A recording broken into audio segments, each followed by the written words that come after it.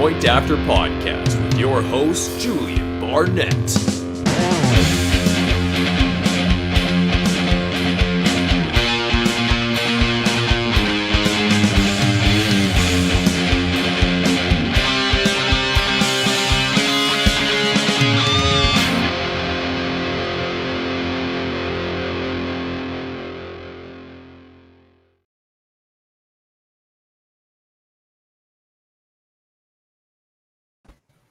What is up? What is up, fantasy world? Welcome into the Point After Podcast. I am your host, Julien Barnett, brought to you live, as always, on the True North Fantasy Football Network. You can find us on YouTube at the TNFF Network. You can find me on Twitter at the Point After FF. This week, I have an outstanding crew of analysts, friends, just all around great guys who I just cannot wait to get into this with. We've got a jam-packed show. We're going to be doing some flag planting, if you will, talking about some of our guys, one for a dynasty and then one player for this upcoming redraft season. And then we're also gonna build a Thursday night showdown as well. So a captain slate showdown on DraftKings. So I'm pretty excited to dive into this. But before we do all that, I got to introduce my guests. So I'll start with the two guys who have shown their face consistently on this podcast. I'll start below me down there. My co-host, my friend, Chris. Thank you so much for taking the time out of your Friday night to join us here. And how are you doing, man? Absolutely. Thanks for having me. And not that I shouldn't have said this live, but I think I need to switch my camera. It looks a little grainy, and I apologize for that mistake. But as a pro, you got to shook and jive on the move, right?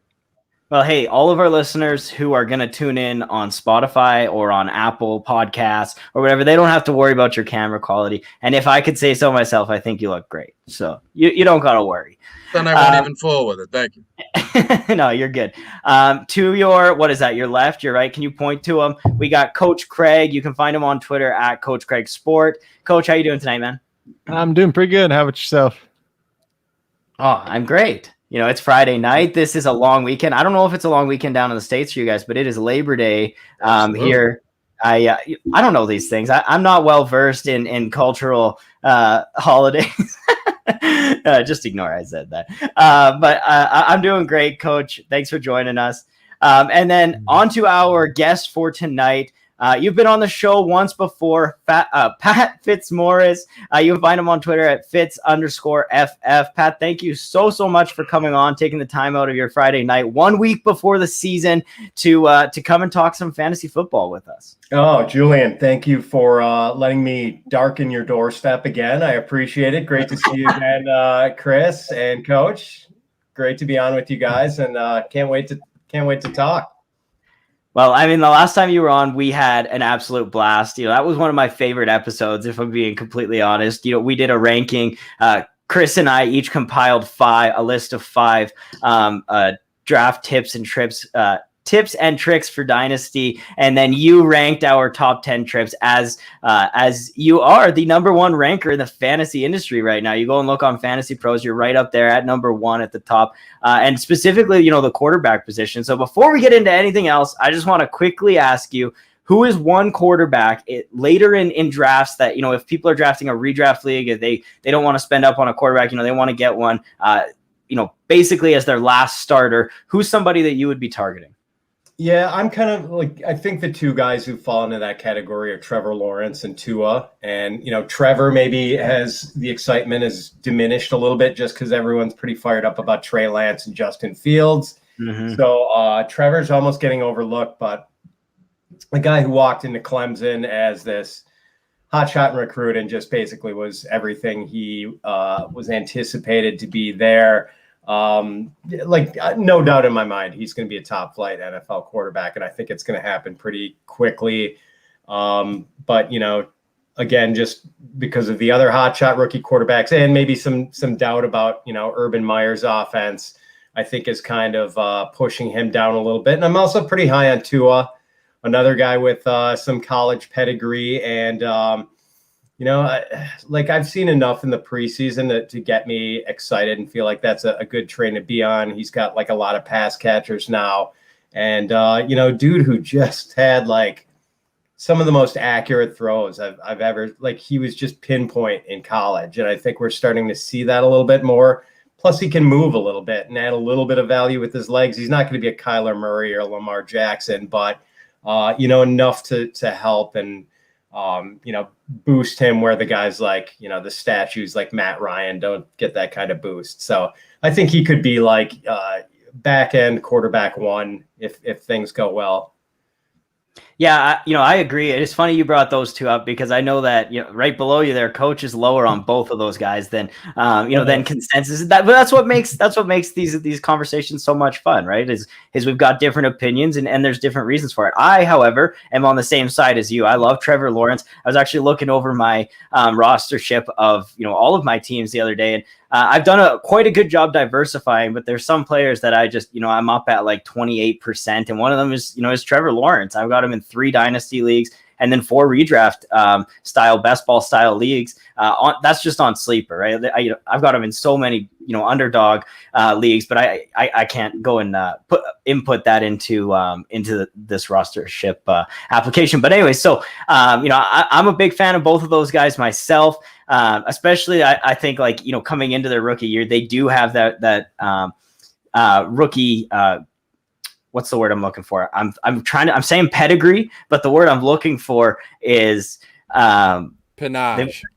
Yes, panache. There you go. Je ne sais quoi. They have that je ne sais quoi.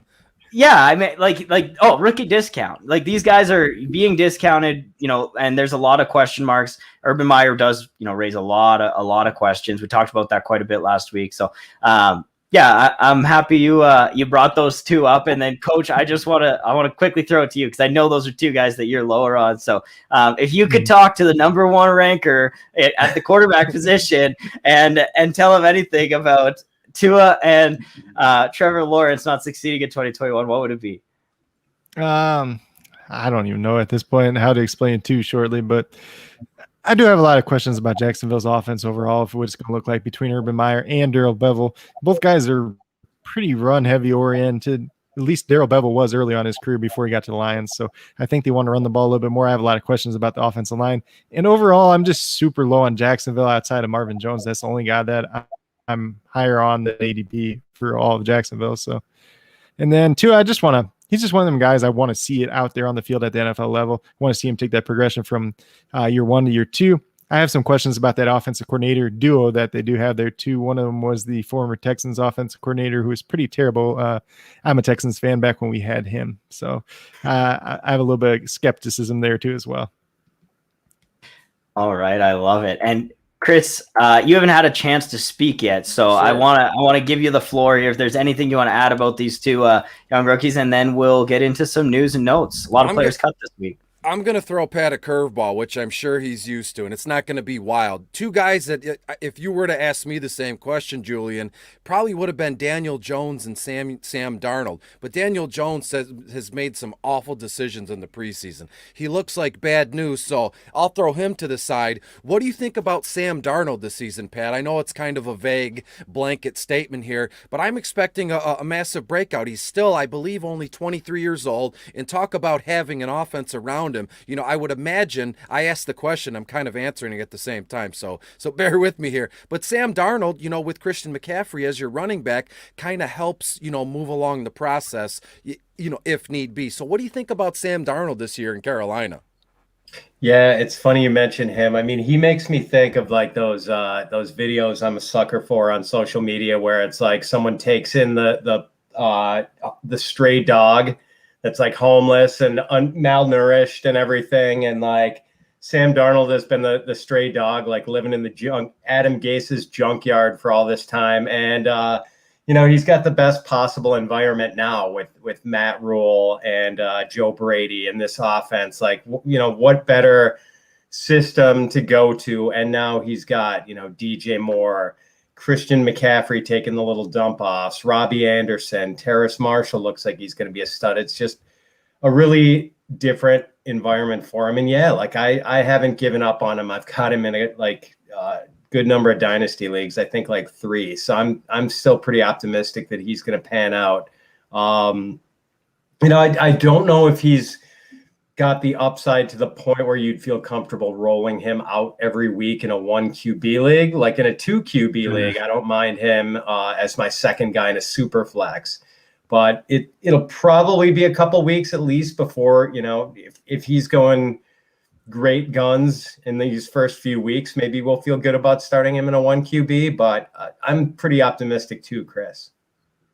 Well, I think in a 1 QB league as well, I'd find it hard to believe that, on a weekly basis, you aren't going to be able to find 12 guys you're more comfortable with starting than Sam Darnold. So I'm not sure we get there this season. And, I actually like Sam Darnold. Like, Coach can attest to this. Him and I, we had a 2-hour conversation in the DMs the other day. We were going back and forth about why Sam Darnold's going to be good this year, and the weapons around him. And I love Matt Rule, and he's bringing up the coaching pedigree of having a college coach translate into the NFL. And it just, doesn't really happen historically. And, we were having a really good conversation about this. And, ultimately what I came to is I think you're right on, he is going to be a top 24 quarterback. I can't see him breaking into that top 12, unless there's some really big injuries or Christian McCaffrey does Christian McCaffrey things. And that's really the argument for him. It's not really about Sam Darnold. It's about the weapons that he has around him. Like, if he can get the ball in space to Christian McCaffrey and DJ Moore and Terrace Marshall and Robbie Anderson, these are good weapons, right? It's poor offensive line, but these are good weapons on this team. So I think for me, that's the real appeal to Sam Darnold and if he, if he can put those pieces together, then and where you're drafting him right now, I think he's going as QB 28 in Superflex League. So really, there's no risk. And if you can get a guy you're drafting at QB 28 and he finishes as the QB 20, I'd still be happy with that if that's my QB 3, as it is for most people. So, all right, Coach, can you run us through some news that happened this week? We got rosters trimmed all the way down to 53 people, and there were some surprising cuts. There's been players that have now been claimed off of waivers, so we can talk a little bit about that. But just give me the highlights. All right, so I'm going to list them all off, and then we can kind of go through the ones that we think matter the most. So these were the most kind of fantasy relevant ones, or they kind of give us a little glimpse of some. So Wayne Gallman was cut by the 49ers. He has since been claimed, is on the Falcons now. Quadri Olson got cut after that. Jacob Hollister cut by the Bills. He is expected to sign with the Jaguars, but as of about a half hour ago, still hasn't done it. Cardell Hodge was cut by the Browns. He ended up going to the Lions.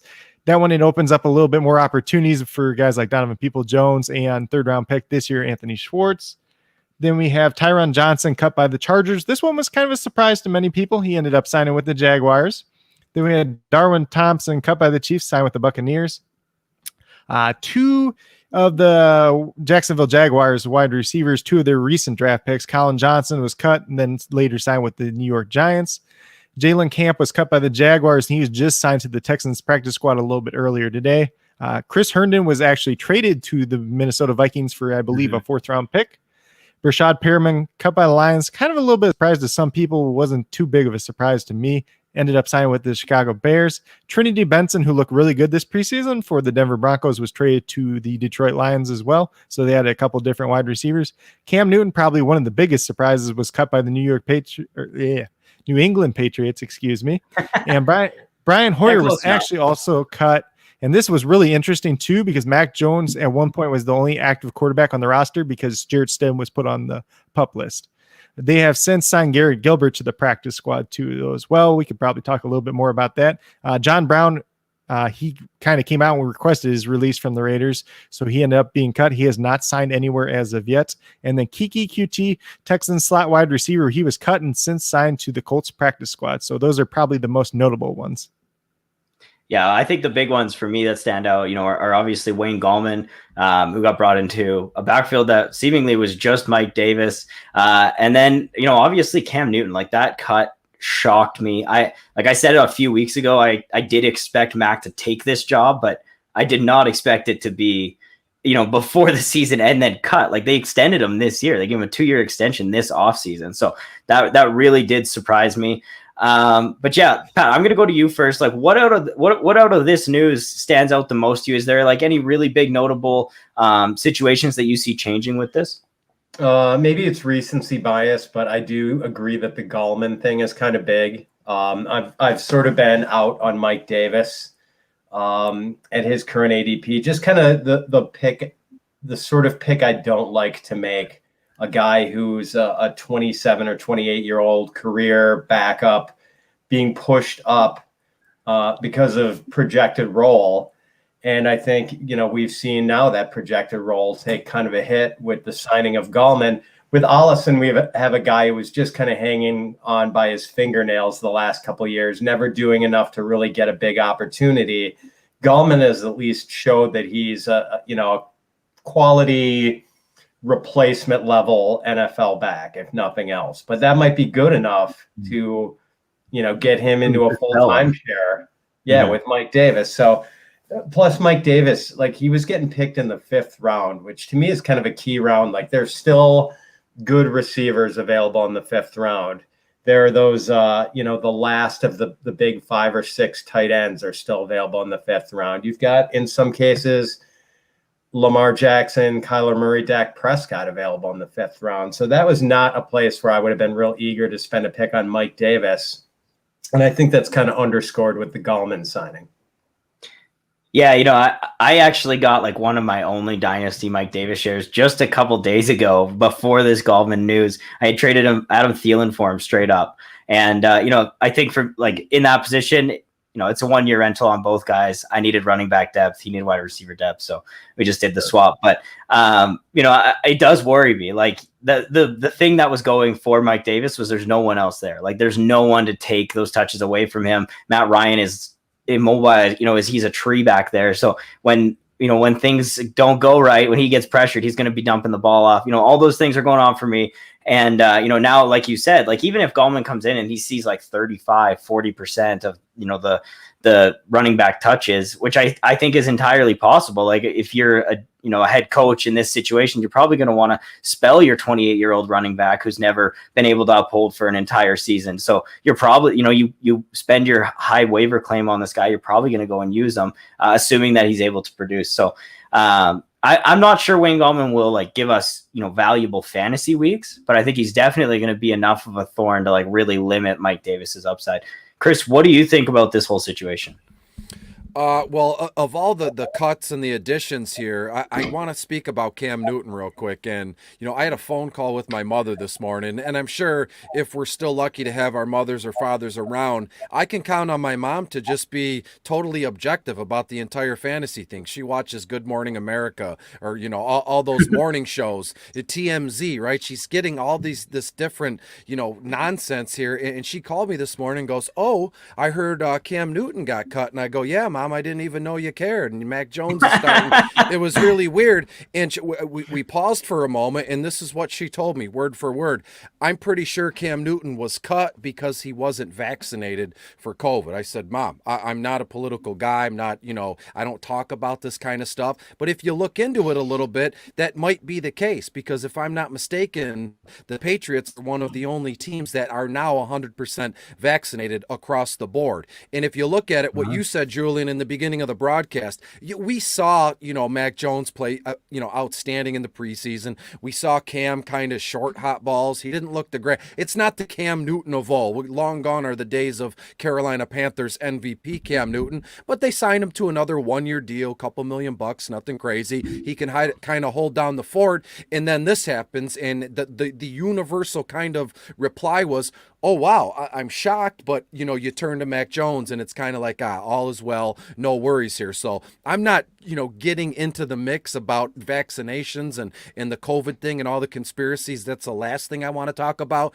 But, to someone who's not even in the fantasy football world or not even into really much football, to go out of their way to call me and say that, well, she must be taking in a lot of sensationalism, kind of, sleazy, television shows and all this TMZ stuff. But maybe there is some facts there. But but we'll never know because that's just how Bill Belichick is. The injury report is always last minute, always updated. So I'm not saying that they drafted Mac Jones to replace Cam Newton because it's not that big of a conspiracy, but we all know that Cam Newton, it was not very forthright in wanting to talk about it. It's my body, it's my business. And that's fair enough. Again, it's not my business, right? I'm vaccinated, but that's me. If you guys aren't, that's fine. It's not my business. So to say Cam Newton was cut because he wasn't vaccinated, and you kind of spend the day connecting the dots, and it makes a lot of sense. But you know what? It flips over so fast. The news media cycle in the fantasy football news flips so fast that even tonight we're on to Mac Jones, and it's full bore for Mac Jones. So Cam Newton being cut is it was shocking for whatever reason. I don't know. Does he get picked up to play somewhere else? You know what? If that's the reason why, I don't think so. But the guy, I shouldn't say kid, still has some left in the tank. So we shall see, guys. Yes, we shall. And I think that brings us to our next question is, where does Cam Newton land? So I just want to go around the horn real quick here. I'll save mine for last. You guys might say it, but Pat, like, where do you think Cam ends up? Is he a starting quarterback in the NFL anymore? I don't think he is, but I heard, did Dallas talk to him or have him in or something like that? I mean, that makes a lot of sense. Seems like a phone call. Yeah. I wouldn't be surprised. Like, Dallas is a possible spot, but I don't think he's going to be competing for a starting job anywhere this year. Yeah. Coach, where are you at? So I think there's a couple different places that actually make sense. I think Dallas is probably the biggest one, just because, Dak Prescott's coming off an injury. So if his shoulder thing's actually real and he was having issues with that, it makes sense to have a quality backup there whose name is not Cooper Rush. One of the other places that I do like a lot that would make a lot of sense based on his play style would be Baltimore backing up Lamar Jackson in case something would happen to Lamar Jackson. Obviously, the Eagles would have made sense to backing up backing up Jalen Hurts before they traded for Gardner Minshew. But I think Dallas is probably the most likely case right now. If you were picking any teams that he could probably go in and beat out the starter, it'd probably be the Giants and maybe Denver. But I don't think either of the two of those teams are going to sign him this late into the game to do that either. Yeah, and I mean, he like you said it earlier, Chris, he's just not the player that he once was. Like, we just don't have the same kind of, you see it like when he drops back to throw the ball. I don't know if this is like, I've just started noticing this, but when he throws, it looks painful. I noticed it last year, and he had the shoulder injury, and I assume that's what it was. But like, it looks uncomfortable, and he just can't seem to push the ball down the field. And I'm not sure a team really thinks that he's going to be the best option for them to win. I think one of the best situations for him was a team like New England that was going to use him as with his massive stature that he has. So I think it could be Washington. Hook link back up with Rivera there, and the guy who drafted him in the first place. Maybe back up Fitz Magic, but also put some pressure on him for the starting job. Like, I think that's another team that he could eventually step into a role where he starts some games this season if things don't go right with what they have going on. And Chris, where's your where do you think that Cam ends up? Well, really quick, I mean, Fitzpatrick in Washington, they're just using him to help bridge the gap. They got a very young, strong team. So I don't think that the best possible thing would be we're bringing in a quarterback to kind of put pressure on you. It's his gig for at least a season or two. And if you look in the comments here, I'm all about the people. Josh says Houston. I mean, that's low-hanging fruit. Houston's got literally nothing going on. So why not go to Houston? Not? Or what about in the other comment, JB12ZZ says Indianapolis. And right off the bat, that sounds cool, but you have Wentz, who I'm not a big Wentz guy personally. The guy, there's always something going on with him, not personally, but more, his body, he's always hurt. I don't know. And then they have a couple backup kids. Eason, I really like him. So I don't see any way that Cam Newton would go to Indianapolis. Off the top of my head, why can't he go to Seattle? Russ Wilson, I've talked about it all spring and summer. Russ Wilson is still a high-end quarterback. He kind of plays that way as well. well, running around. And I have a feeling this season, just give me an opportunity to push my stuff here. I have a feeling that this season there's going to be some sort of nasty breakup in Seattle with Russ and Pete Carroll there, and they want to run the ball, and Russ Cook for 6 games and then he disappears. I don't know, but something strikes me as odd in Seattle with Russ Wilson. Remember, there was all that talk about Russ going to Chicago, and it was just basically set in stone on social media. So Russ going back there, something weird is going to happen in Seattle this season. So maybe, if they're thinking that far in advance, let's bring in Cam and see what's going on. So then if Russ leaves, we kind of have a stopgap till we get our next guy. Totally out of left field, but that's my honest opinion. Well, hey, you got to throw it out there in order to be right sometimes, Chris. And going back to the questions that you said, I just wanted to answer a couple because we got some in the comments. So number one's a trade question. We got Dallas Goedert and Miles Sanders for Mark Andrews and Chase Edmonds. And I think this is really close. Like, I think it could kind of go either way. It's really tough to say which one of these guys is, which one of these sides is going to end up producing more points. In this situation, my first initial glance is, Mark Andrews over Dallas Goedert pretty comfortably. And then, Miles Sanders, I do have over Chase Edmonds, but it's not by a lot. So, I kind of lean that way. But I also, I have my concerns with Mark Andrews, not a guy that I have a lot of shares of, mostly just because I think he's a little inconsistent, and this passing game is tough to read. So, these are all kind of players I've stayed away from. So I'm going to throw it to you guys. You guys can give me your thoughts. We'll keep this one quick because we are going to get into our my guys here shortly. And then Smokey's been trolling in the comments, so we can get to that too.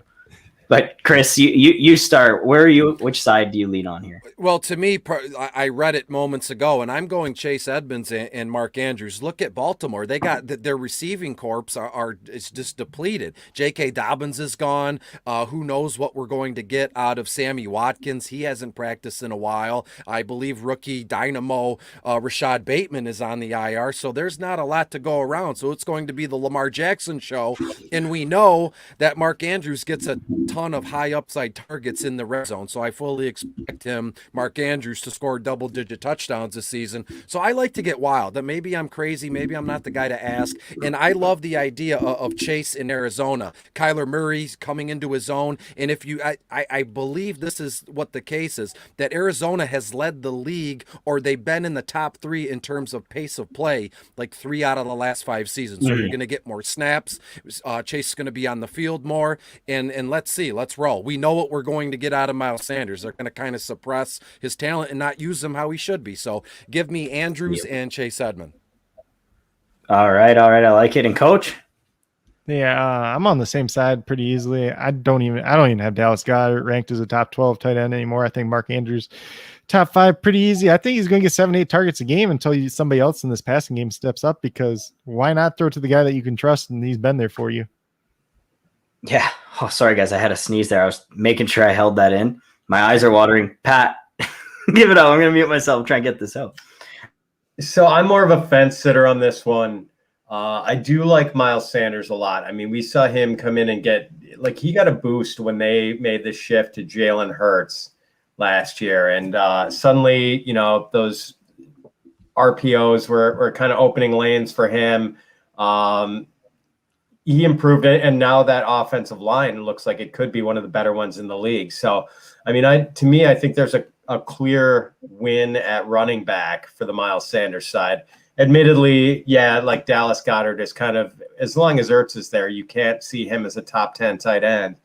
But so I guess, it kind of depends on his objective. If he really wants to fix that tight end spot, and we all know that if you don't get a top 6 or top 7 guy, like, you're just kind of dumpster diving at that position this year. And it's then you got to punt. And it's punt it, to do, man. Get it last round. You're drafting Dawson Knox or Hunter Henry, or maybe Vikings tight end 1 Chris Herndon. What's wrong with punting tight ends? We've seen at that position just in the last couple of weeks with Irv Smith going out for the season. I mean, the lack of an Ertz trade kills the value of both guys there. Adam Troutman, who all of a sudden, goes from a popular sleeper to a guy who might not be the tight end 1 on his own team. So I I can understand the need to upgrade his tight end situation, so I can't reject that. But it would be hard for me to part with Miles Sanders when I'm much higher on him than Chase Edmonds. Yeah, I think it comes down to, if this is a full PPR league as well, I think Chase is going to be involved in the passing game, which is what gives him a lot of that appeal to me, in terms of, his total upside. But, I don't see him scoring a lot of touchdowns. And, I don't think he's going to be like a super efficient or a super like high volume runner on the ground. Like, the same concerns we had for Dobbins and Gus Edwards, with Lamar capping their upside, I kind of think that you share that with Kyler. And so, really he's going to be involved in the passing game, maybe get involved in the slot. And that's where his value has to come from. I don't think it's actually going to come from playing the running back position per se. So, and then, let's actually just talk about that real quick. Does Herndon, excite you guys at all getting traded to Minnesota, or is this just a depth piece? They've got Tyler Conklin they're happy with. They feel comfortable. And I mean, this offense has weapons, right? Like the reason I was kind of off Irv Smith when everyone else was getting on him was, he's got to compete with Justin Jefferson, Adam Thielen, and Dalvin Cook for touches on that team. And, Kirk Cousins is fine. He's a very efficient quarterback. He makes good decisions, but, he's not going to light the world on fire and be able to support 3 players that you can start consistently. So, if anyone has anything to add about Chris Herndon, say it now or forever hold your speech. I got one other thing just to say about this whole situation. So the Vikings have kind of came out and said that they're going to probably use 3 wide receivers more often this year. Last year was really, really low percentage of the time. Used 2 tight ends quite a bit, even fullback here and there too. So there's a guy, if you're out there in Dynasty, who's the Vikings wide receiver 3 right now. His name is KJ Osborne. If he's out there on your Dynasty team, just pick him up, see if he does anything. If he doesn't do anything, you can just drop him. I know everybody's riding the Amir Smith-Marset train, but Osborne's beat him out for the returning gig and for the wide receiver 3 gig in the preseason. I love it. Nice deep dive. Craig coming in with his first My Guy. No, I'm just bugging you, buddy. But speaking of that, let's first of all, I want to give a massive shout out to our friends over at Viridian Global. I got the ticker down on the bottom. You can use promo code TPA, get yourself 10% off your first purchase, but hopefully you don't need to use that because you've already bought something off of Viridian Global. I'm gonna play a quick video. I haven't pulled it out in a while. Basically just showing everything that they do outstanding over there. So give this bad boy a listen. I'll just take a minute to tell you about my personal experience with Viridian. I kind of had been dabbling and trying to get some potential apparel and merchandise going for Sons of Dynasty. And, I got linked up with those guys over there, and they were absolutely fantastic. I mean, customer service 101. They were not satisfied until I was satisfied. And they made me a priority, and it was very apparent. It made to order, just everything you need shipped right to customer. It's essentially effortless to have your own brand being made available all around the world, and Viridian Global brings that to your fingertips. 100%. I couldn't have said it better myself. So huge shout out to Viridian Global. They do all of our merchandise. They got over 50 fantasy football affiliates, all different kinds of gear. You can literally type in a player's name and they have a shirt or a hoodie or a sweater for that player. So definitely go check it out, ViridianGlobal.com, with all your fantasy football apparel needs.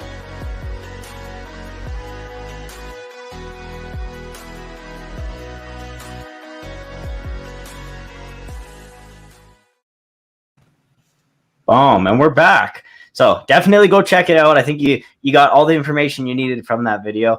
And let's get into our My Guy. So Pat, we're gonna do season long first.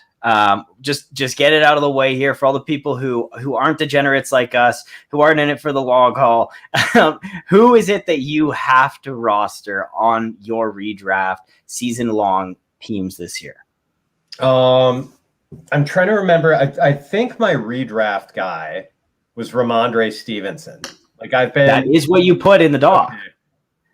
Yeah, because my redraft and dynasty guys were kind of interchangeable. I just couldn't remember which guy I had. So Ramondre Stevenson, who I've been pulling out of like best balls since like March. I mean, I kind of fell in love with him when he just trampled Florida in the Cotton Bowl this past year. Just like a big bowling ball type dude with pretty nimble feet and actually catches passes. Kind of even before he went to the Patriots, I'm like, this guy's kind of like LeGarrette Blount if he could catch passes and like even quicker feet. And I mean, man, we've just been seeing it from this guy in the preseason, 5 touchdowns in 3 games, just really hard to tackle and pretty quick footed.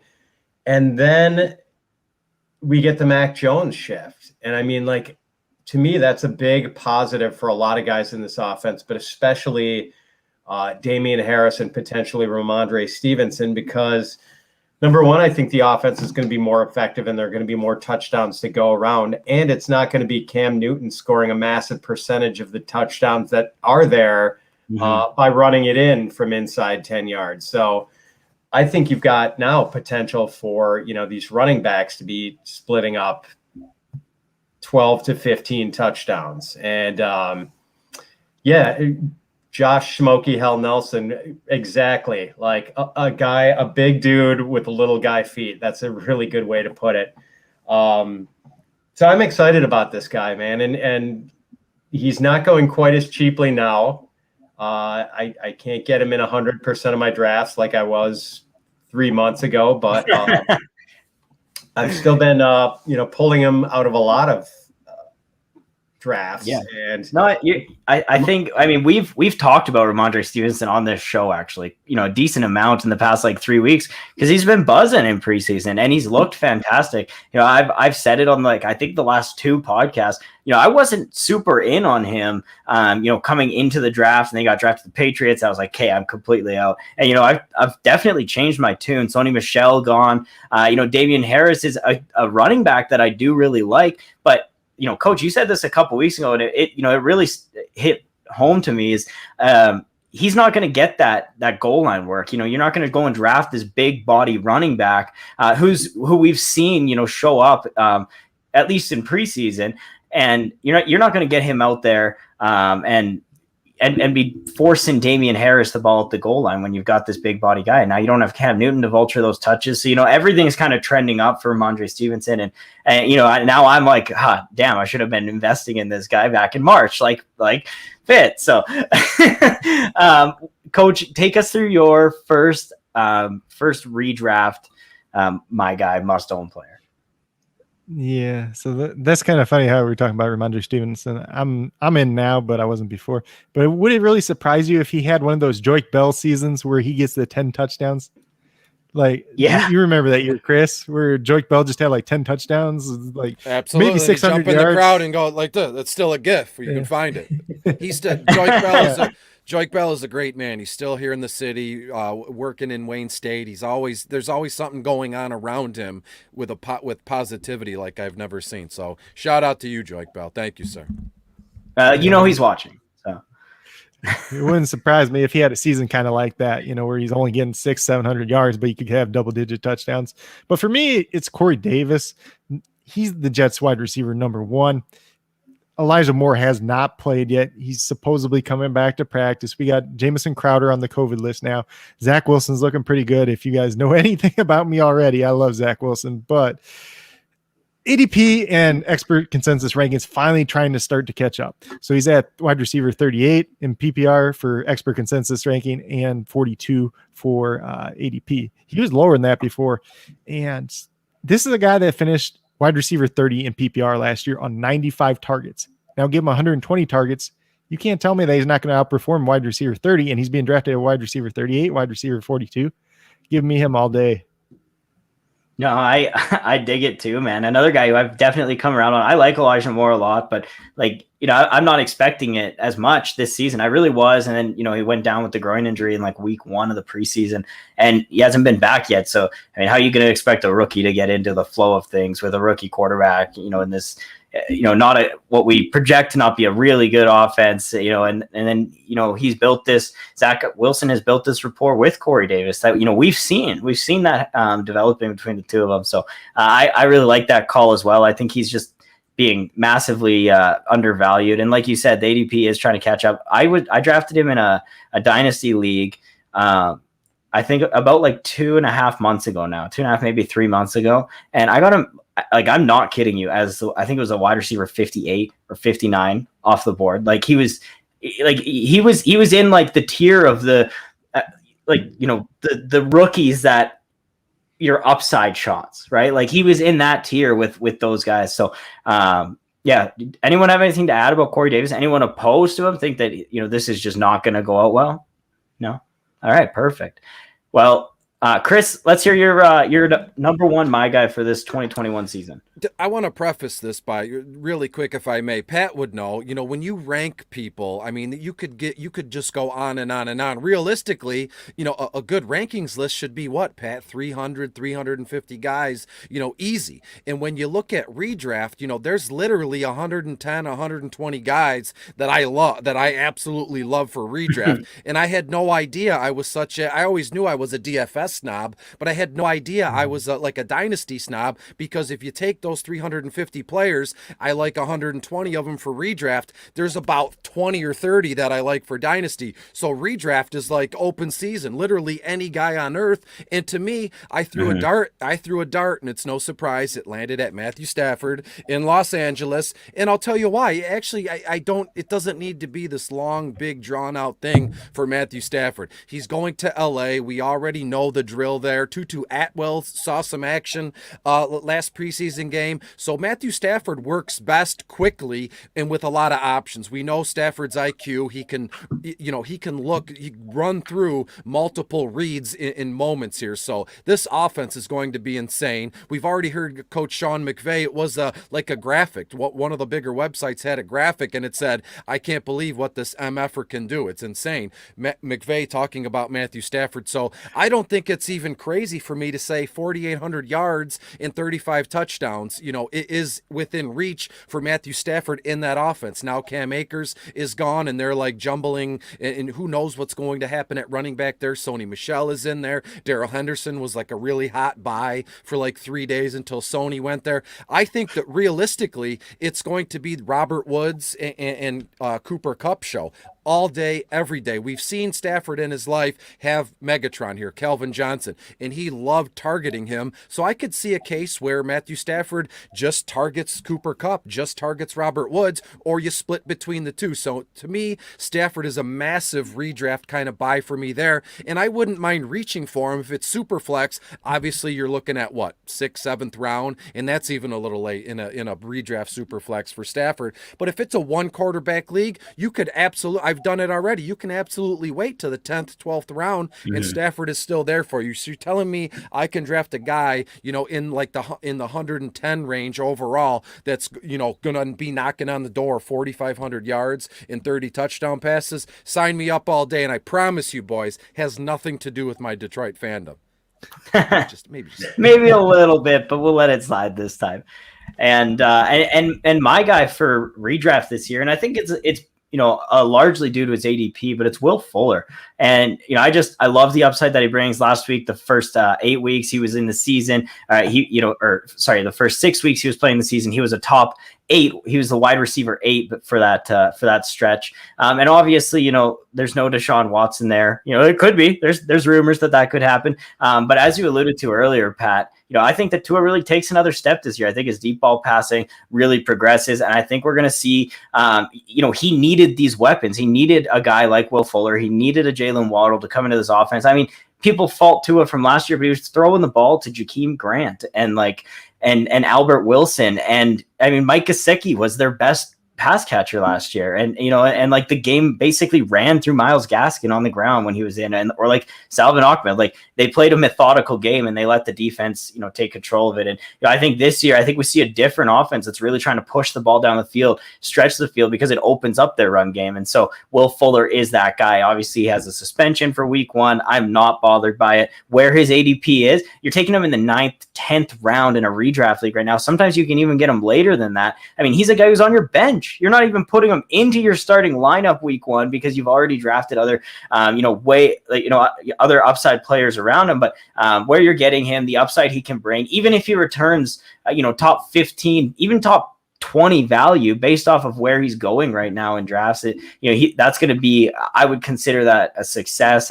And if he plays the full 16, which granted it's Will Fuller, we all know the story, Coach, you probably know it better than any of us, but he has not stayed super healthy except for last year where he got, it got the suspension. So we'll see if all those things can come together. But if they do, and I believe in the kid, I think they will. And I'm excited to draft him at this price and see what he can do in 2021. Boom, guys, we made it through our redraft. Really quick, do you think Will Fuller Will Fuller V is just basically a cheaper Tyler Lockett? Will Fuller's going to have that's how I see two him. blow up games a season where he scores 3 touchdowns and then he's kind of a ghost rest of the way. So I think Will Fuller V is just a cheaper Tyler Lockett, and I want nothing to do with either one of those guys. So I mean Tyler Lockett was still wide receiver 8 last year, despite having a rough finish to the year, which all Seattle pass catchers did, by the way. Tyler Lockett was still a phenomenal fantasy asset. He hurt your team because you were starting him weeks that you expected him to come out and produce, where you thought he'd put up 3 touchdowns and he didn't. So that hurts. But like we saw last year, we saw Will Fuller be like the main target for Deshaun Watson. He wasn't just used as a deep guy. He was used in the middle of the field. He was used as, I don't want to say a possession receiver, but he was getting a lot more of those targets. Whereas before, when Brandon Cooks was there, there was other players who were taking those reps away. So, that's why I like Will Fuller. And like I said, at this ADP, I'm all about it. But we are a little pressed for time here, guys. So let's get through our dynasty ones real quick. These guys are a little deeper for most of us, I think. So we don't need to spend too much time. But Pat, where are you at? Who's your must-own dynasty asset? For me, it's Laviska Shenault, and part of it is, as I mentioned, I'm glad Chris is on board with this. Trevor Lawrence. I mentioned my enthusiasm for Trevor Lawrence and the possibility of a Viska Lawrence combo for years to come. It's kind of exciting to me. I really felt for Laviska his sophomore year at Colorado, where he was just he really reminded me of kind of a young Anquan Bolden. And people kind of remember Bolden as just this really hard to tackle, tough, older possession receiver in his later years, but he was pretty explosive and dynamic in his early years. Still just a bull to tackle, always was, but with some ability to get downfield when he was a younger player. And that's kind of how I see Viska. And now for the short term, the ETN injury kind of helps him this year because he's going to be getting a lot of those short area targets. So boosts his stock in the short term. And, I think as this offense just continues to develop with Lawrence, that, Viska is going to have a solid part in it for, years to come. All right. I dig it. I'm, we talked about this last night in our, group chat, setting up this pod. And, I've definitely been coming around on Viska. He's one of those guys who, I had some concerns, and, a big part of it was Travis Etienne. I expected a lot of time in the slot, a lot of those short routes, and, him being out, it really is a game changer for me in terms of Viska. Like when they drafted Travis Etienne, if you go back and listen to some of those podcasts, that was my biggest concern, was that he was going to take away from Viska more than he was going to take away from J-Rob. So we'll definitely see how that plays out. And not a player that I have a lot of shares of, but I'm happy to talk about him, and maybe I'll go and make a dynasty buy just so that if he hits, I can bring you back on next off season and we can talk about Vizcaino. I like it. Coach, where are you at with your dynasty must own? So mine's Jacoby Myers, the Patriots wide receiver. Mac Jones coming in, I think, just supplements it even more. He is a cheap asset for the Patriots still. He's got technically this last year on his contract, but he's a restricted free agent after that. So, they can bring him back for real cheap, or they can give him, a cheap extension below what you want to pay another wide receiver. So, yeah, they brought in Nelson Aguilar. They paid him a lot of money to be a deep threat. Johnny Smith's there, Hunter Henry's there.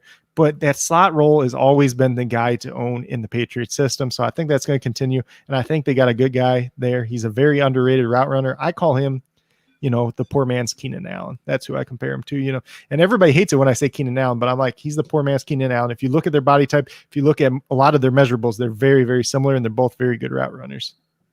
Yeah, they both have really phenomenal hands too. I'll throw that out there. So, and I mean, Jacoby Myers is so cheap. Like, you can go and get him for, almost pennies at this point, and that's what you look for in dynasty upside. So, I like the call, Coach.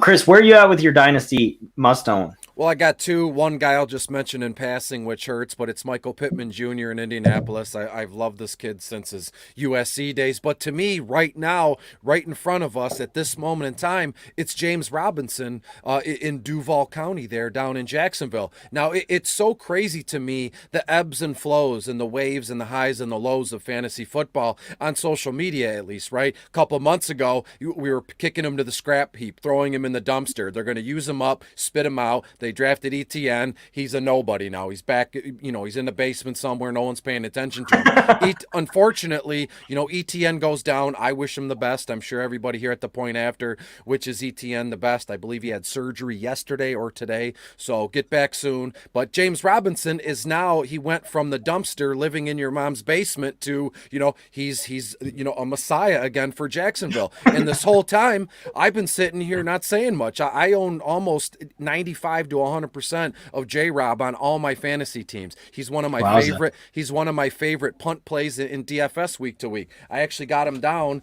in bottom of the barrel in week 1. Just a little preview. What was I doing? Yeah, James Robinson. He's $5,900 on FanDuel. I mean, that's easy peasy, and he's going to see the ball a ton. As it stands right now, I have him for almost 230 carries, well over 1,000 yards. I mean, they're going to literally ride this kid till the wheels fall off. So why shouldn't you be a part of that for this season? And we'll see what we get next year. So to me, people that say a dynasty buy, you're looking 2-3 years ahead. But if you're buying now, why can't you use the kid right now to get where you want to go for the following season? Draft selections, playoff seeding, all that stuff. So I'm buying James Robinson as much as I can. I'll give you $100 right now if you give me James Robinson back.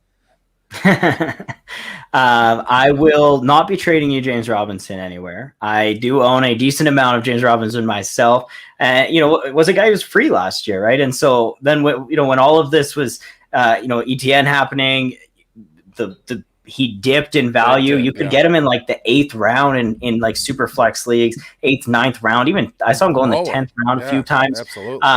And now you're looking at a guy who's going to be a top 15 running back this year, and the running back window is tight. Like I'll say that, right? It's not like when we talk about a running back dynasty buy, this is a guy he has to produce for like the next 3 years, and then he's probably gone. He's off your roster, or he's it's very rare that we see those players like bounce around the NFL or produce on their second contract. So I like the call, and I just wanted to. The trifecta of T-Law, J-Rob, and Laviska is one of my favorite in the league as it stands right now. You guys got no DJ Charklov, and I'm not here for it.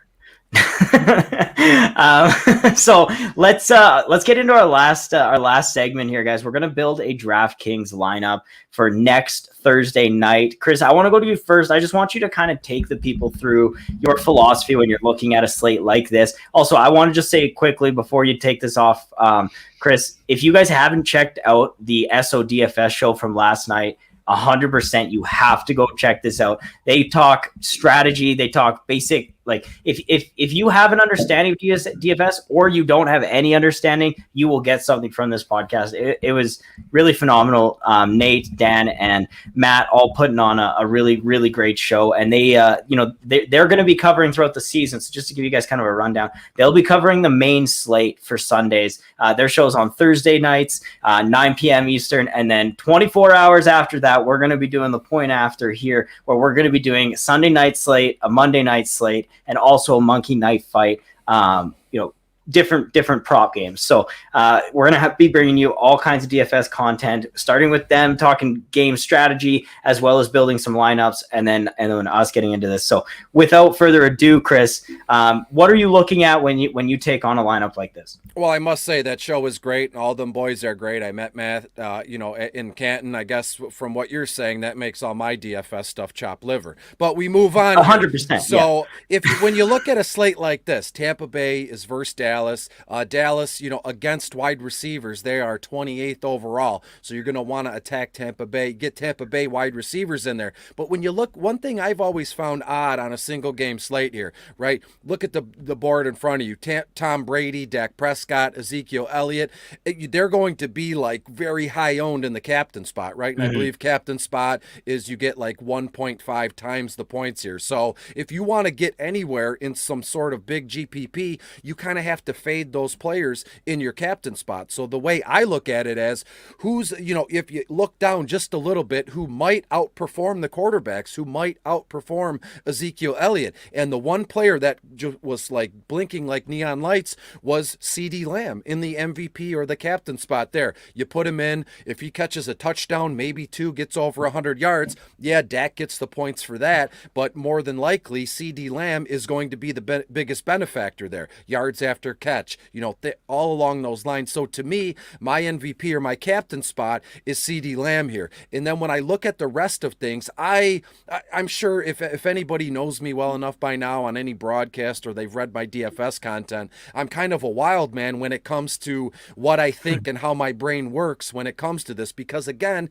as you know, each and every year, DFS just gets bigger and bigger, more times than not. Like, you can't even turn on the TV or the radio without seeing some sort of commercial for this is a bonus, enter money. So every season, more and more people are getting involved, which in turn kind of waters down the contest. You're going to get a bunch of people that don't even edit their lines, or they put them in, they don't know what they're doing, and you get a little bit of that beginner's luck here. So maybe my wild thinking and my crazy nature for DFS isn't all that bad, at the end of the game here. So to me, I'm going to look to hammer home two Tampa Bay wide receivers here. And obviously, I'm going Mike Evans and Chris Godwin. Want nothing to do with Antonio Brown. I'm kind of, I'm a weirdo, but this is the way I play. I'm a high character guy. Antonio Brown just bugs the crap out of me. We never know when he's going to blow up, freak out, have a meltdown, punch one of his own teammates in the face in practice. It's no good. I want nothing to do with this guy. So give me Chris Evans and Chris Godwin and Mike Evans. And go. Let me just pull up Cincinnati here real quick. Yes. Andrew. Well, and I'll just say, I've already built a couple lineups for myself, and I have CeeDee Lamb in my captain spot as well, because I think he is the highest upside guy. Who like as you mentioned, he could score 2 touchdowns in week 1. I wouldn't be surprised by that. He's been lighting up camp, and if you get that in your captain spot, and then something that I like to do, but I'd love to hear you guys' thoughts, because you guys are much better. Far more well-versed in the DFS world is, I like you had mentioned, Chris, I would go and attack these quarterbacks if they score the most points. I want to put them in my lineup, but those guys also, are going to have really high rostership in a format like this. So here's the thing. Sorry, I just want to say, Chris, we're in a double up contest as well. This isn't like a large GPP or anything like that. So where we want to play it safe.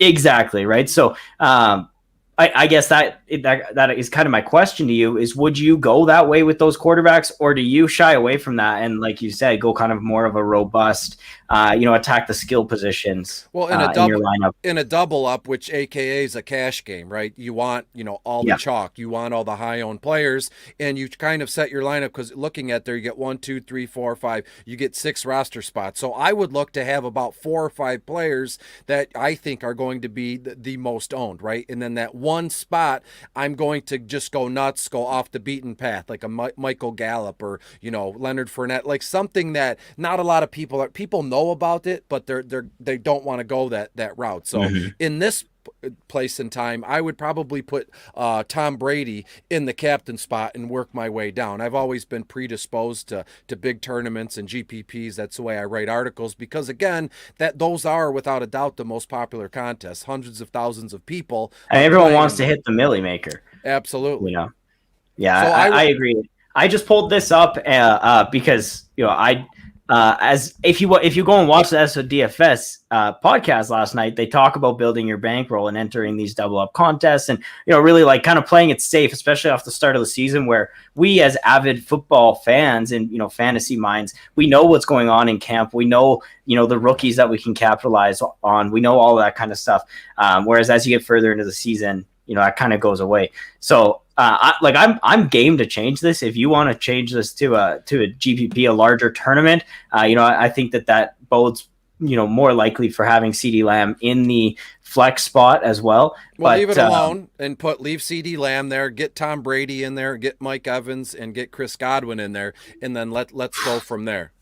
And what about our boy? What about our boy Zeke? And you got any interest in that?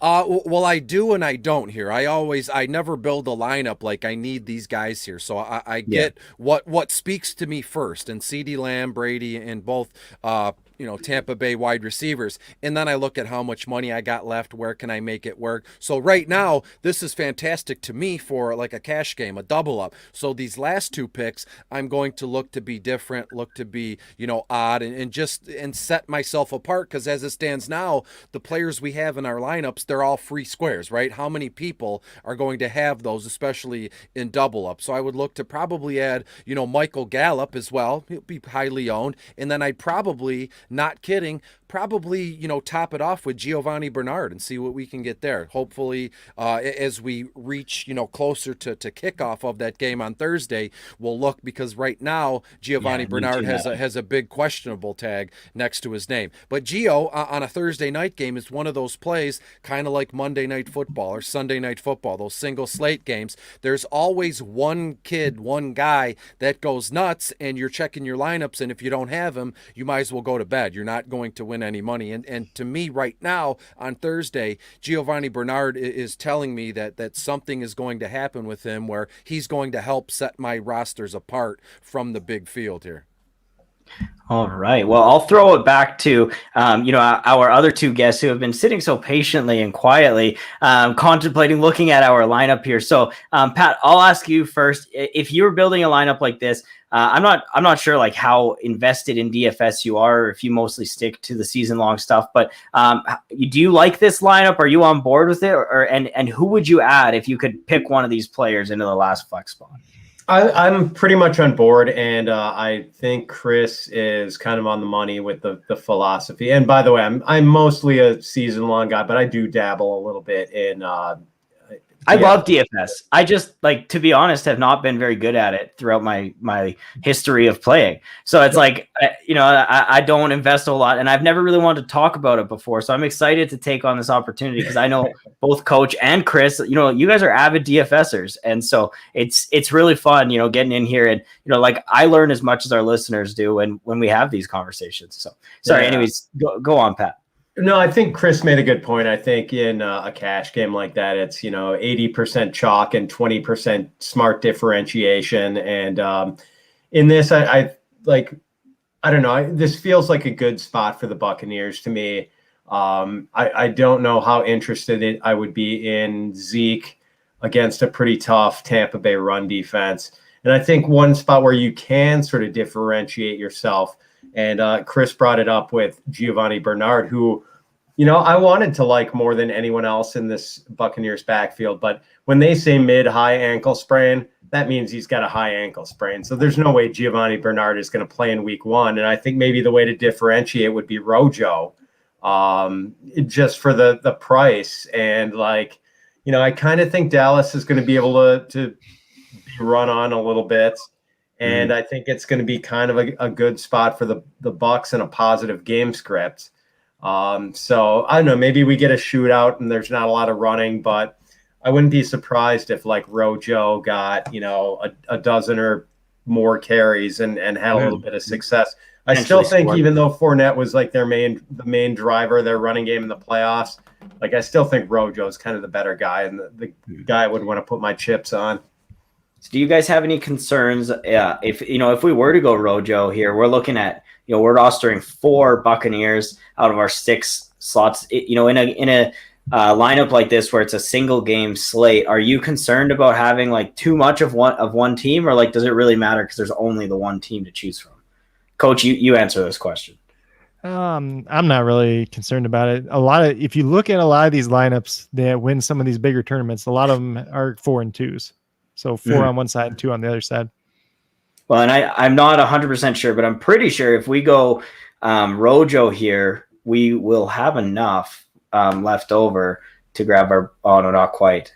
Oh, never mind. I was thinking, Jules, that while you boys were talking, I thought, what would be a good pivot? Pat, laid it out there nicely. Gio has a high ankle sprain. No way he plays in week 1. I know on DraftKings, Gio is $2,000, but a nice little pivot here away from all the Zeke Elliott owners to kind of, bump us up a couple spots is Tony Pollard. Absolutely. He is, I believe, $4,200 on DraftKings right now. Yes, he is. Well, and that does bring us over. We need to shave 500 off of our lineup here. So, would you like to do this, or would you guys, pull CD Lamb out of that captain spot and maybe put one of these other? I'm not sure what his full 80 price was. Yeah, so he's $1,230. So he's actually more expensive than both Mike Davis or Chris Godwin. Would you? Sorry, I think I'm. Price. Yeah, that's my captain spot, so it'll be double the times and a half by the price. Sorry, guys, my apologies. But how would you like, Chris? Let's loop it back to you here. We'll fill out this lineup. We pretty much have it made, but there's a couple things we got to tweak with to get where we want to go. So, which way would you lean with this? Who are you pulling if you have to pull one of these guys? I would think one of the Tampa Bay wide receivers, more than likely Chris Godwin, because we have Tampa Bay and we have the Mike Evans connection there. So, in turn, you could pivot to Michael Gallup if you wanted to.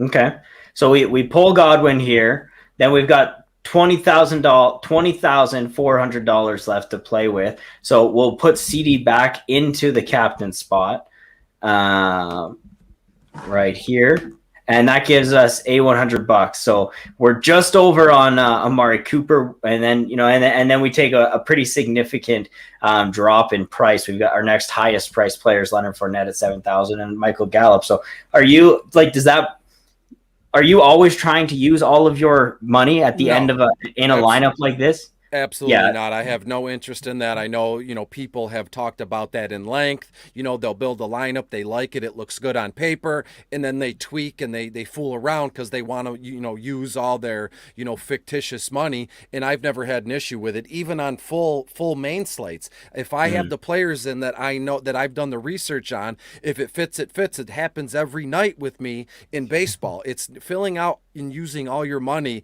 is a non-factor to me. So if I have it where I want to, then that's what I do. I mean, it stinks missing out on the player you want by a couple $100, but to enter the contest, you have to be under the salary cap. So now we have CD Lamb, we have Michael Gallup and Tony Pollard. So we have some game changers, especially Lamb on the Dallas side of the ball, and we have that nice combo of TB12 and Mike Evans here. So I'd be happy. Well, and let me ask you, if you would you be considering dropping Tom Brady in this lineup and throwing Dak in there, get that 4-2 backup that Coach was talking about? What I would do, and I know this kind of skirting around the question, I would enter this I would write this down, I would enter it as is, and then I would go back in and build almost the exact same line, but I would add in Dak for Tom Brady. I would make sure to get Godwin and Evans in it. So I'm always writing it down. It's just like a big Rubik's cube to me. So once I have a lineup built like this, I enter it and I don't touch it because, who knows what the heck could happen. So I use the line I've built and then I kind of tweak, on the next one. If they're only $1 a contest, if they're $5 a contest, that's not a big deal to me as long as I can get each one where I'm happy. And to me, it's just as many combos and many stat combos as I can fit in. Well, I like it. And I like this line. I think it looks good. I'm going to go ahead and enter it. Putting $5 on that bad boy. Hopefully we double up. I'm sure we will because I've got some of the savviest players in the game on the episode here. But that pretty much does wrap it up for us. Chris, I know you've got another pod that you're jumping on as soon as you get off this. So I'm going to go to you first. Plug this pod you're jumping on, plug yourself, and then you can get out of here and go and join them. Yeah, I'm Chris Robin, a.k.a. at Detroit Beastie here with Team Rise or Fall all season. I've transitioned to 100% DFS and my rankings look on Fantasy Pros, looking to catch up to Pat, up there. But as it stands now, I already have my college football DFS video and article. It's out now. Go check it out. It's still good all the way till tomorrow. And I am currently working on Bottom of the Barrel Week 1, which will be out and published fresh off the presses by Tuesday morning, early afternoon. So thank you for letting me be here. Oh, of course. Thank you for joining us, my friend. This has been a very pleasant episode. I'm happy to always talk football with you guys. I know you got to get out of here, so feel free to just jump out whenever you want. But it's been a pleasure, man. It was a pleasure, boys. Thank you, Pat. Thank you, Coach. And I'll see you guys next time. See you later, Chris. Coach, thank you so much for again joining me this Friday night. You're gonna be joining us every single Friday night throughout the season. We're gonna be doing something similar to what we did tonight. We're gonna be building these lineups, and then we're also gonna be doing some Monkey Knife Fight prop games as well. So I'm super excited for it, man. Speaking of which, I just want to give a quick shout out to our sponsor, Monkey Knife Fight. We didn't get a chance to go through some of their props today, but they have, over, I think it's like 8 or 9 plus different sports that you can go on there. You can do different more or less is on. You can do fantasy point specific props. You can do all different kind of stuff. And it's a lot of fun. You use promo code TNFF and you'll get matched up to $50 on your first deposit. So go check it out, monkeyknifefight.com. And Coach, thanks so much for spending the time with us. I know I introed you there and then I advertised and now I'm coming back to you. So tell the people where they can find you and what you're working on. Yeah, I'm going to say 2 more things about that single game DFS really quick. I do really like the Ronald Jones pick that you had there, Pat. And I think it's a good one because we saw that Cowboys defense not be able to stop the run last year. Yeah, they got a new defensive scheme and everything. But if you look at their defensive line, their defensive ends are more pass rushers. They do not have a traditional 0 or a 1 technique on their team besides Bohanna, who is a 7th-round draft pick who's not going to play anyways. So I think it's going to be a very, very good game for Tampa Bay to run the ball.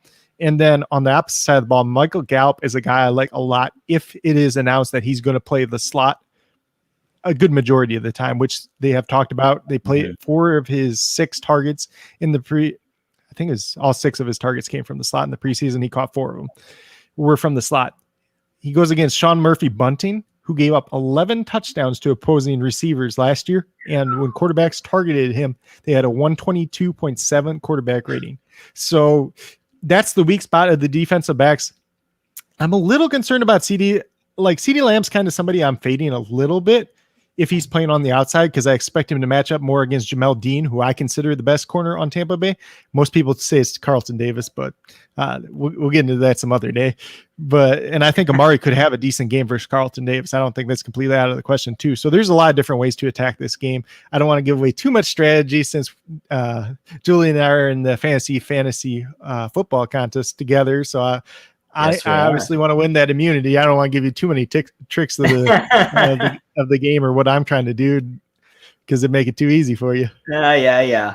Well, let's talk about that quickly as well, Coach, because I did want to talk about that before we got out of here. Pat, I don't know if you got anything going on tonight. I apologize. We're running a little later than I usually expect to. But if you want to continue to join us while we talk about this, we'd love to have you. So basically what this contest is, it's a fantasy football game show. So Coach and I are both part of this. Also one of our other True North members, Gymnastic, is a part of it as well. And so it's mixing DFS as well as season long into a large fantasy football game show. So basically every single week there's an immunity DFS lineup that you build. If you win that week, you have immunity so that you can't you can't get evicted, so to speak. And then the team that you drafted, which we've already done the draft for, we did it this past week. The team that you drafted, if they finish in the bottom 10, then you go into the elimination round, which is a Monday night DFS slate as well. And then whoever loses, whoever has the lowest score on that Monday night DFS slate gets eliminated from the competition. So it is going to be an absolute blast. You can find all of the information, and they're dropping a bunch of promo videos. We all had to do like entry videos to get in. We had to send in, this is why you should pick me videos. So they're editing those up. They're dropping them almost daily, announcing our contestants, and Coach and I are each one of them. So I'm super excited for this. It's going to be a lot of fun. We got to do, 5-minute videos every week, basically outlining the players we've decided to select, how last week went for us, all of those kinds of things. So it's really going to be a blast. And you can check it out on Twitter at Fantasy FFB Show. You can also find them. You can find their link to their YouTube page, which is where all of the episodes will be played or will be put on after they're uploaded. So, yeah, Coach, was there anything that I missed there? Did I actually kill that promo? I think you got most of it. So essentially, it's a 22-team league. It's essentially a guillotine league with a couple extra things. Like you said, the Thursday night is the immunity challenge.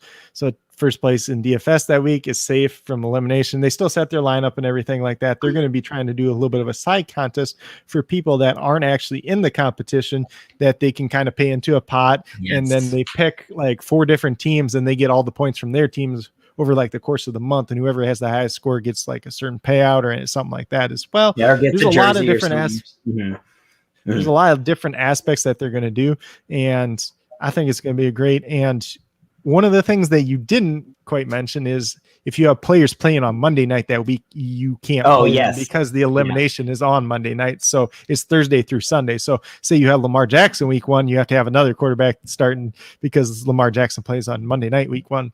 So there was a little bit of strategy there too. Do you go after guys that have early Monday night football games? How do you kind of approach that? For me, myself, I went after guys that didn't play in a whole lot of Monday night football games or played in ones later in the year. I went with wide receiver heavy, where I tried to get guys that I knew were safe, that I'm not going to get knocked out the first couple of weeks just because somebody doesn't perform right away. Yeah, well, and your team is actually quite interesting. I think you got Cortland Sutton and Juju, Jacoby Myers, of course, and you went, robust 0 running back. James White is your RB1. This is an interesting lineup too. You've got because it's 22 teams. You start 1 quarterback, you have 1 running back, and then it's 5 or 6 flex spots, which can be any wide receiver, 4 flex spots. Yeah, 2 wide receivers, and then 4. I think it's 5 flex spots.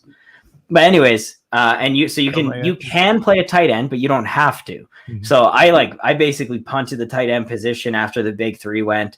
I wasn't spending up on any of this, but there was some value to be had later in the draft. Guy who I like at his current ADP and Hunter Henry, he went in the 10th round of this 22 team league, 2 picks before I was going to take him. I was pretty upset that he got sniped from me there.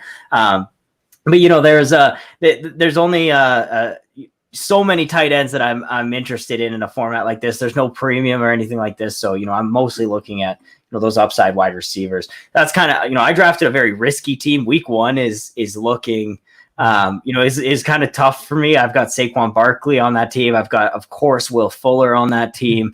I believe I also have Trey Sermon as my RB2. So, some guys who might not get in right away or won't be playing week 1 potentially. So, but I figure in a format like this, you need to, shoot for the stars. You need to swing for the fences in hopes of hitting on these guys because there's so much volatility when it comes to a league like this. So yeah, that's kind of that. Go check it out on Twitter at Fantasy FFB Show, run by a guy named Mark Shue, who's absolutely awesome. You can find him on Twitter at Primetime Mock. He runs a mock every Wednesday when it's in the off season, but now that we're getting into the season, every Wednesday he's going to be doing best ball drafts. So, and it's always a party. That's how they like to run it. It's just a group of fantasy friends getting together and doing a draft or doing a mock draft together. And and just shooting the shit. So that's one of the more amazing formats I've ever heard of. I mean, that's truly it's so cool. It's so cool, Pat. Yeah, you gotta get in it next year, man. Dr. Frankenstein's creation of a fantasy league, and I'm truly impressed, man. Yeah, honestly, he came to me with the idea like a few months back, and I told him, I don't know, man. I got a lot of leagues. I'm really busy. And then as we got closer to the season, I'm like looking at this league and I'm looking at how it all works. And I'm like, I got to get into this. This is so cool. And I'm so excited for it. Like, even if I get eliminated week 1, which could happen. I mean, if I don't win that eliminator challenge and I don't have Saquon Barkley and I don't have Trey Sermon and I don't have Will Fuller, like, my team could be bleak in week 1. So, it'll definitely be interesting to see how it all plays out. But I do feel confident with, I took a lot of upside, and if those guys hit, I think I'll be riding pretty. So, also Ryan Tannehill on that squad, and CeeDee Lamb, who were, CeeDee was taken off the COVID IR list yesterday. Ryan Tannehill's still on there, so it's like my first 5 of my starting players are questionable for week 1 at this point. So, so let's win that eliminator challenge. Let's go. But no, this has been an absolute pleasure, guys. We'll get out of here, but again, I just wanted to thank both of you for taking the time on this Friday night. I'm so excited. The NFL season 6 days away. We got to build a DFS lineup about a game that is less than a week away. And it's always a pleasure having you on, Pat. The people can find you on Twitter at Fitz_FF. But you're also a writer, a podcaster. You write for thefootballgirl.com. You also write for Football Guys, which I think is hilarious that you're both sides of that. And then you run the Fitz on Fantasy podcast, which is absolutely fantastic. I love tuning into that one. So, is there anything that you wanted to just plug or touch on before we get out of here? No, that was about it. Thanks for covering all that, Julien. I appreciate it. And thanks for having me on. Always enjoyed talking to you guys. Great to talk to you, Coach. And find my draft rankings if you got a draft coming up on Labor Day weekend at thefootballgirl.com. And then week 1 rankings should be up, I would say, by Labor Day at the latest. So beautiful. Well, I'll be definitely tuning into those. I mean, I hope our listeners are taking advantage of the opportunity that's here. But yeah, definitely go check it out. Not only are you one of the best rankers in the game, Pat, but just such a humble guy, such an easy presence to talk to. So I really appreciate you taking the time out of your Friday night to come on here, talk some football with us, and let's we'll definitely have to do it again in the future. Absolutely, it was a blast, Julien. Thank you. I love to hear that. And Coach, what are you working on last minute before we get out of here? I know you got your YouTube page, which has been vibing right now. So tell the people what you got going on, because you got a lot. So right now, Coach Craig Sports on YouTube, but last couple of days, my throat's been a little sore, so I haven't recorded anything. But before that, I was doing team previews. I was doing a lot of it with people that are fans of the teams that are actually, involved in the industry too, as well. Just trying to get an insider perspective. Those videos have been a blast. A lot of them ended up really long because, people love talking about the team that they're a favorite, their favorite team or their team they're a fan of. Once I get into the regular season on my channel, I do Mondays. I go through like the top performers at each position from the past week. So quarterback, running back, wide receiver, tight end, talk kind of about what happened, why a guy finished highly. If he's kind of a guy like Richie James last year that popped out of nowhere, is this realistic? Is it going to happen again? Does he have any value going forward?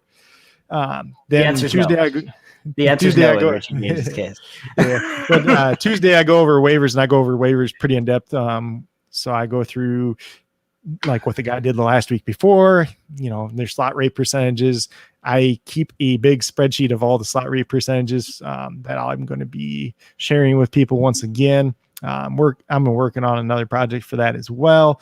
Then Wednesday, I kind of go through the Thursday night football game. I do starts and sits for that. I'm probably going to do a look at single game DFS for that as well. Thursday morning, I'm doing a little bit different stuff with DFS this year. I don't know exactly how I'm approaching it. Last year, I went more towards value picks. This year, I think I'm going to do what I'm going to call dollar store stacks. So it's going to be like cheap quarterbacks that you can stack with cheap wide receivers, just really cheap stacks that could help you win. I cannot wait to hear you talk up Sam Darnold and DJ Moore or Robbie Anderson or Terrace Marshall, that's gonna be the day that I die happy, Coach. Might have to week one just because the Jets corners are terrible. And I have this whole spreadsheet I'm working for on defenses too. So I'm going through each team, their defenses, like their projected starters at corner, who lines up on the right side, who lines up on the left side, who lines up in the slot. I'm pulling metrics from the 2020 season. I'm trying to get that all pulled together before the season actually ends up starting so that I can share with other people and kind of use that thought process as well. That's kind of where some of that Sean Murphy bunting data that I pulled out came from, because I've been putting that together the last couple of days. And then Friday, Saturday, I usually go through a whole spreadsheet. A whole slideshow where I go through pretty much every matchup, tell you which guys I would be comfortable starting, which guys I would be comfortable sitting. Obviously, it depends on your case and your situation, but it gives kind of people a baseline. Last year on Facebook, I'm in a lot of the different fantasy Facebook groups as well. I made posts. I answer like 200 questions a week, pretty much just on start sit questions. So I'd really just like, the whole reason I started my YouTube channel is to help other people, because I've been playing for 16 years. I've been doing this since I was 14 years old. I've won enough championships. I want to help other people actually go out there and win their championship, whether it's a home league, whether it's an experts league, if it's a high stakes league, if it's a free league. I don't care. If you're out there and you want some help, I'm here to help you. Hey, Coach, I got this cool fantasy football game show thing I'm going on. Could you help me out with that a little bit? I can't help you out too much because I'm trying to win that. So. No, you already gave me some tips pre-draft. You made sure I was up to date with all of your, well, I think all of your knowledge. We'll see. Well, I gave you the Monday Night Football, or who the team, because there's 7 teams that don't play on Monday Night Football. I gave you that.